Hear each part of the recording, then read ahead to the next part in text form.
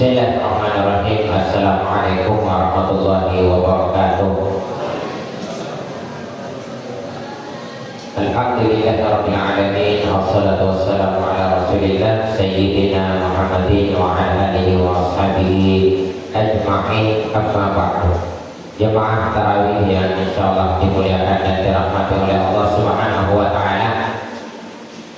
Diriwayatkan oleh Imam Bukhari dalam kitabnya Adabul Mufrad bahwa ada seorang sahabat datang kepada Nabi Shallallahu Alaihi Wasallam melaporkan tentang tetangganya, bahwa dia punya tetangga yang rajin sholat, rajin ibadah, rajin puasa.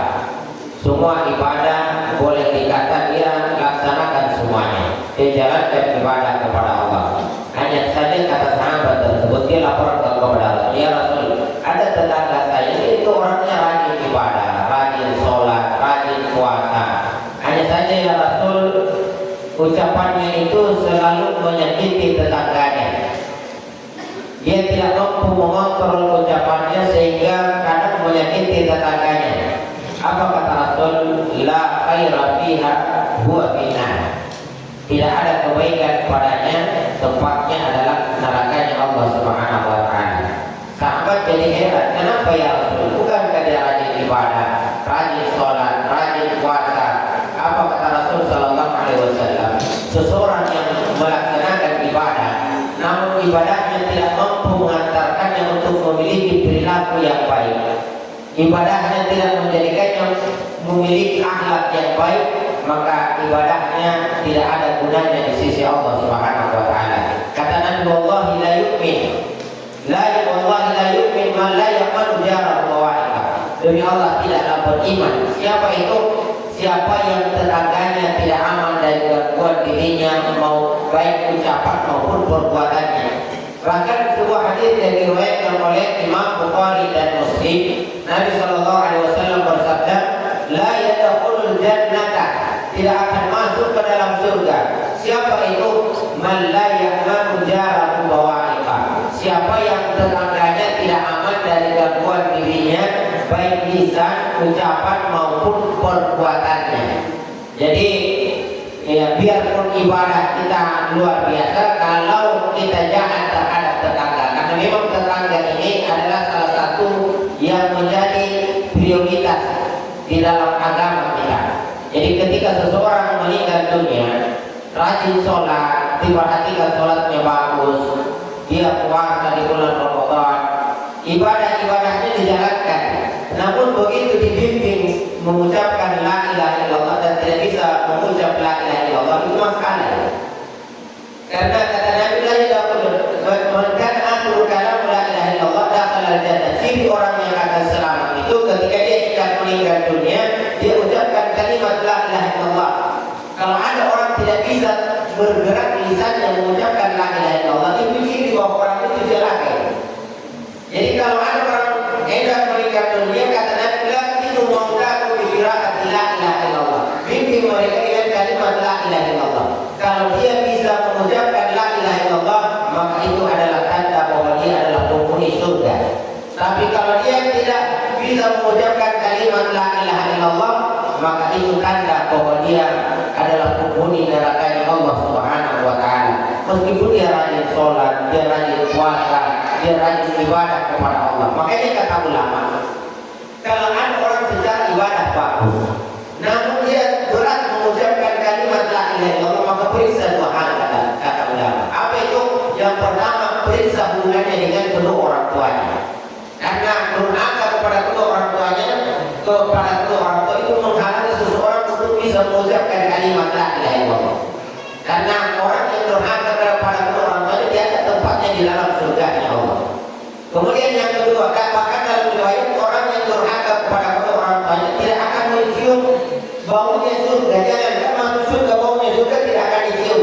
Makanya sehebat apapun ibadah seseorang, kalau dia bermasalah dengan kedua orang tuanya, maka tidak usah bimbing la ilaha illallah, dia tidak akan bisa mengucapkan la ilaha illallah. Kenapa? Karena dia akan terhalang.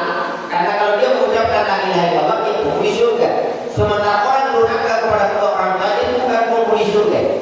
Makanya hati-hati kita terhadap dua orang ini, kata ulama kita. Pertama kepada orang tua, kedua orang tua kita. Yang kedua adalah dengan tetangga kita. Kalau dibimbing la ilaha illallah tidak bisa, dia ternyata bagus hubungannya dengan kedua orang tuanya, maka periksa bagaimana hubungannya dengan tetangganya. Ya. Karena mungkin ada bermasalah di sini. Kadang kita itu berat mengucapkan kalimat la ilaha illallah karena kita suka menyakiti hati tetangga kita. Karena kata Nabi Allah la yu'min, dan Allah tidak beriman. Biarpun dia ngaku beriman, tidak beriman kata Nabi. Siapa itu? Manakala orang suka menyakiti tetangganya. Makanya perkara tetangga ini ya ulama sangat menekankan. Bahkan kata Nabi mazala Jibril yusibil jar. Saya itu heran dengan Jibril kata Nabi. Kenapa? Sedikit-sedikit kata Jibril perbaiki hubunganmu dengan tetangga wahai Muhammad. Sedikit-sedikit disuruh perbaiki. Kata Nabi hatta dhanantu annahu sayuwadu, sampai sedikit menyangka mengira bahwa tetangga ini akan mendapatkan warisan dari saya kalau saya mati. Kenapa? Saking diperhatikannya di dalam agama kita. Nah, tetangga ini punya perkataan diperhatikan. Nah, siapa tetangga ini? Tetangga itu kata Imam Asy-Syafi'i, tetangga kita itu 40 rumah ke depan, 40 rumah ke samping. Kalau kita di Jatimulya ini tidak ada ke belakang, yang ada ke depan. 40 rumah ke samping kiri dan 40 rumah ke samping kanan. Itu tetangga. Hati-hati di sini. Biarpun kita tiap tahun naik haji, kalau tetangga kita ada yang kelaparan, itu masalah di hadapan Allah Subhanahu wa taala. Makanya 40 samping kiri kanan ini harus diperhatikan, depan belakang. Ini kata Imam Syafi'i. Tetangga itu ada 3 kata ulama. Ada tetangga, pertama ada tetangga yang memiliki 3 hak. Jadi ada tetangga yang punya 3 hak. Apa itu? Hak sebagai muslim. Yang kedua hak sebagai keluarga. Jadi ada tetangga kita itu dia orang Islam. Hati-hati. Ini ada hak ganda ini. Karena ada hak sesama muslim, ada hak sesama dengan tetangga. Ada hak yang memiliki 3 hak. Satu hak kepada sesama muslim. Yang kedua dia karena dia adalah keluarga kita. Di samping dia tetangga kita keluarga juga. Yang ketiga dia adalah tetangga kita. Jadi kalau ada keluarga kita, dia juga orang Islam dan dia juga bertetangga dengan kita, dan dia keluarga, berarti dia itu punya 3 hak. Ini harus diprioritaskan. Ini harus jadi prioritas utama. Kenapa? Dia tetangga kita. Dia juga orang muslim, agama Islam. Dia juga adalah keluarga, masih keluarga dekat. Karena sebaik-baik kita itu terhadap orang lain, maka kita harus memperbaiki hubungan kita dengan karib kerabat kita, dengan keluarga kita. Itu harus lebih diutamakan. Banyak orang itu yang baik terhadap orang lain tetapi jahat terhadap keluarganya. Nah, itu masalah juga. Yang kedua ada orang yang ada tetangga yang memiliki 2 hak. Apa itu? Hak sebagai tetangga dan hak sebagai muslim. Jadi dia tetangga kita, dia juga muslim. Berarti bukan cuma hak sebagai tetangga dia peroleh, tetapi juga hak sebagai seorang muslim. Karena hak sebagai seorang muslim itu ada 6 kata Nabi. Hakul muslim alal muslimi sittun. Idza laqitahu fasallim alaihi, kalau berjumpa mengucapkan salam. Idza da'aka fa'idhu, jika dia undang kamu maka penuhi undangannya. Wa idza marida fa'udhu, kalau dia sakit maka penuhi jumuk dia. Jadi ada 6 hak sebagai seorang muslim. Jadi ada orang itu yang dia tetangga kita, dia juga seorang muslim. Tapi ada tetangga kita yang hanya punya 1 hak. Apa itu? Hak sebagai tetangga. Kenapa? Dia bukan kerabat kita. Yang kedua dia juga bukan orang Islam. Jadi ada tetangga kita yang bukan orang Islam. Tetapi jangan karena tidak seagama kemudian kita tindas. Ya, kita zalimi, kita sering menyakitinya. Maksudnya dia itu bukan orang Islam. Kenapa? Karena dia masih tetangga kita. Ada hak-hak di dalam bertetangga. Nabi punya tetangga Yahudi. Setiap hari Nabi keluar rumah itu Nabi tidak khusus ditaruhkan kotoran di depan rumahnya Nabi. Setiap Nabi keluar, Nabi selalu singkirkan, tidak pernah marah. Setiap hari, satu ketika Nabi keluar dari rumahnya, dia dapati dia tidak melihat kotoran di depan rumahnya. Dia kemudian heran, biasanya sudah langganan setiap hari kalau saya keluar pasti ada kotoran. Ternyata hari ini tidak ada kotoran. Dia kemudian tanya, mana tetangga kita? Apa katanya tetangga kita sedang sakit? Akhirnya dia Nabi kembali ke rumah, kemudian dia datang menjenguk tetangganya tersebut. Tiap hari dizolimi. Dia juga bukan orang Islam, dia agamanya Yahudi. Tetapi begitu dia sakit, Nabi datang menjenguk. Heran orang tersebut. Apa katanya? Wahai Muhammad, belum ada orang yang datang menjenguk saya, kamu yang pertama datang. Padahal setiap hari saya zalim terhadap kamu, setiap hari saya merugikan kamu. Tidak adakah dendam di hatimu? Apa kata Nabi? Bagaimanapun kamu adalah tetanggaku. Dalam agama kami ada hak-hak di dalam bertetangga. Seorang tetangga tidak dibolehkan menyakiti tetangganya. Kagum orang itu dengan akhlak Nabi kita Muhammad SAW. Sampai-sampai tetangga itu yang Yahudi itu berkata, wahai Muhammad, saksikan asyhadu an la ilaha illallah wa asyhadu anna Muhammadar Rasulullah. Jadi karena kagum dengan akhlak yang dicontohkan Nabi kita Muhammad SAW, sehingga Yahudi itu kemudian menyatakan diri masuk ke dalam Islam. Jadi ada hak-hak di dalam bertetangga, meskipun orang itu bukan Islam. Hadirin yang dimuliakan Allah Subhanahu wa taala. Makanya kata Nabi, man aza zimmiyan, siapa yang menyakiti kafir zimmi. Jadi hati-hati, kita itu kadang kalau bukan seagama kita kadang zalim. Jadi tidak semua orang yang tidak seagama itu boleh kita keras. Ya, Nabi hanya mengatakan asyidda'u 'alal kufar, tetapi ruhama'u bainahum. Nabi itu keras terhadap kufar. Kufar itu bukan orang yang agamanya bukan Islam, bukan zimmi. Jadi ada namanya kafir harbi. Yang dimaksud kufar itu kafir harbi. Karena orang kafir itu ada dua. Jadi orang kafir itu orang yang agamanya bukan Islam. Tetapi orang kafir ada dua. Ada namanya kafir harbi, ada namanya kafir zimmi. Kafir harbi itu adalah orang kafir yang memerangi kita. Itu yang boleh kita keras. Tetapi ada namanya kafir zimmi. Kafir zimmi itu adalah orang yang agamanya bukan Islam, namun dia mau hidup rukun, dia mau hidup damai. Maka kata Nabi, man aza zimmiyan faqad azani. Siapa yang sakiti mereka, maka dia sama saja menyakiti aku, kata Nabi.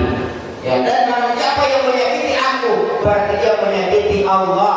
Dan siapa yang menyakiti Allah, siapkan tempatnya di dalam nerakanya Allah Subhanahu wa taala. Maka harus hati-hati. Ya, jadi kita ini biarpun agamanya bukan Islam, tetapi Islam tidak mengajarkan kita untuk menzalimi orang lain. Dan itu dia bukan orang Islam. Makanya tetangga ini meskipun bukan orang Islam, tetapi harus tetap diperhatikan, sebagaimana yang dicontohkan oleh Nabi kita Muhammad SAW. Nah, apa hak-hak di dalam bertetangga? Nabi pernah berkata, kata guru nama hakul jah. Tahukah kalian wahai sahabatku, apa hak-hak di dalam bertetangga itu? Yang pertama kata Nabi, ista'anaka a'antahu, jika dia meminta pertolongan maka tolong dia. Tidak peduli dia orang Islam, dia bukan orang Islam. Kalau dia tetangga kita, minta tolong bantu. Kenapa? Itu haknya sebagai tetangga. Yang namanya hak itu berarti kewajiban kita. Kalau tidak dibantu berarti berdosa. Jadi jangan dilihat agamanya, tetapi dia sebagai tetangga kita. Ini tahu kalau dia itu meminta pertolongan maka tolong dia. Itu yang pertama kata Nabi. Yang kedua adalah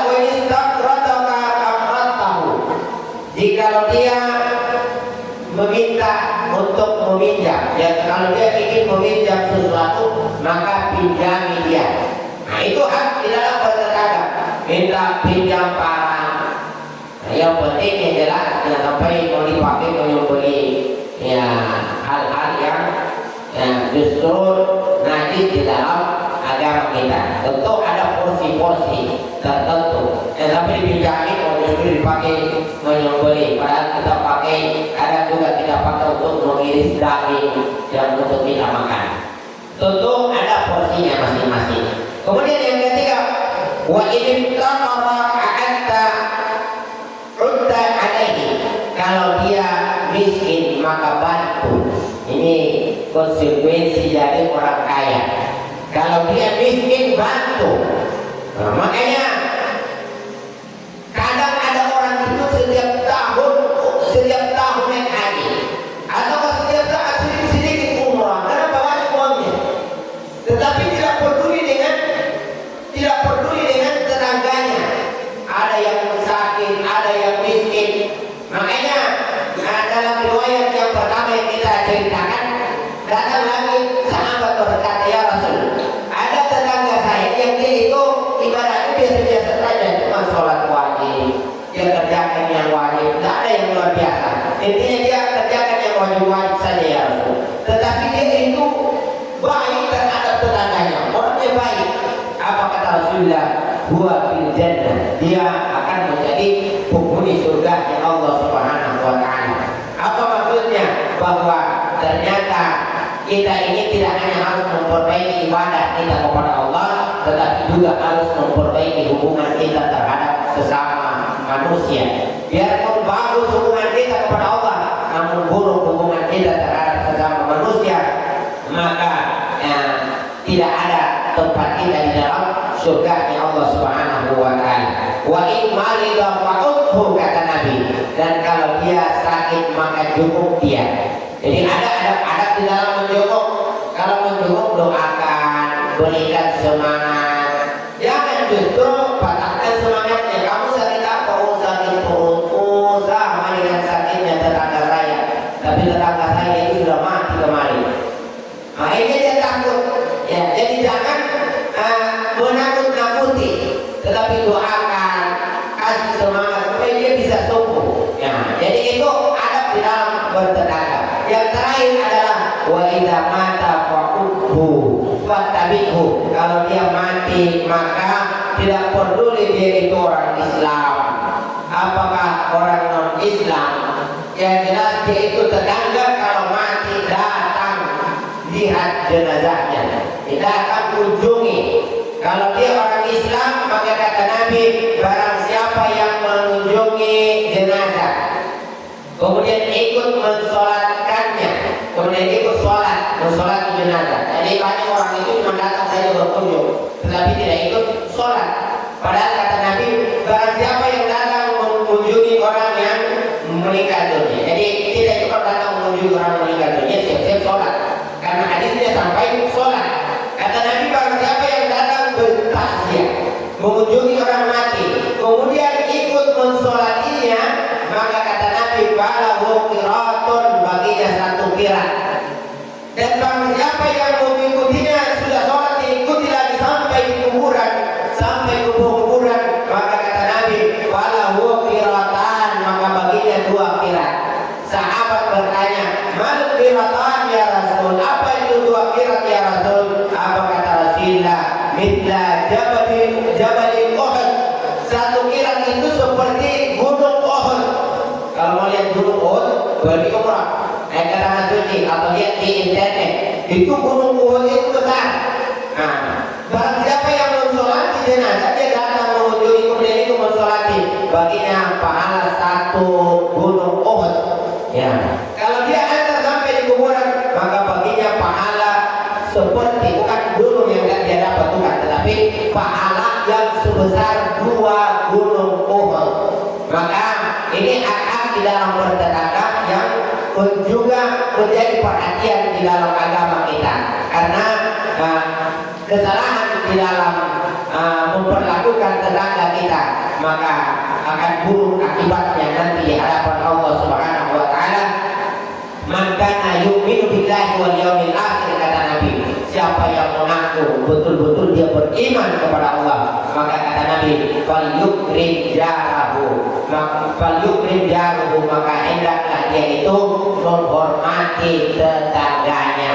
Kalau bangun rumah jangan lebih tinggi dari rumah tetanggamu, akhirnya padahal berdempetan, akhirnya menghalangi angin itu kata Nabi, sehingga menghalangi angin dan angin udara tidak masuk ke rumah tetanggamu. Kenapa? Kecuali dia mengizinkan. Apa maksudnya? Bahwa agama kita itu mementingkan perasaan. Ya, jadi harus saling menjaga perasaan. Ya, buruk kita terhadap tetangga kita menandakan bahwa kita adalah orang yang tidak beriman kepada Allah Subhanahu wa taala. Kalau kita betul-betul beriman, maka yu'minu billahi wal yaumil akhir, maka falyukrim jarahu. Hendaklah seseorang itu berbuat baik kepada tetangganya. Terakhir kata sahabat, ya, sahabat pernah bertanya, "Ya Rasul, bagaimana kalau saya ini baik terhadap tetangga, tetapi tetangga tidak berhenti jahat terhadap saya?" Ada begitu. Kita ini selalu jaga supaya tidak jahat terhadap tetangga, tetapi tetangga memang yang sudah jahat terhadap kita. Apa kata Nabi?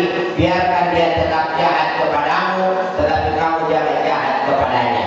Ya, karena kamu tidak akan, kata ulama, kalian tidak akan bertanggung jawab atas jahatnya tetanggamu terhadapmu, tetapi kalian akan ditanya, akan bertanggung jawab atas jahatnya dirimu terhadap tetanggamu.